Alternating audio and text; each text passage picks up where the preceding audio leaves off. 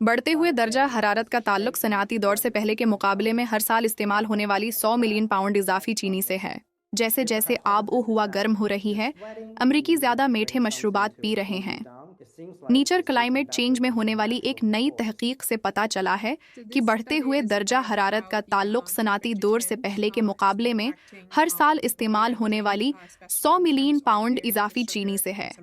कम आमदनी वाले लोग और जो लोग बाहर काम करते हैं सबसे ज़्यादा मुतासिर होते हैं, जो सेहत की मौजूदा अदम मसावात को मज़ीद बदतर बना सकते हैं क्योंकि करह अर्ज़ गर्म होता जा रहा है।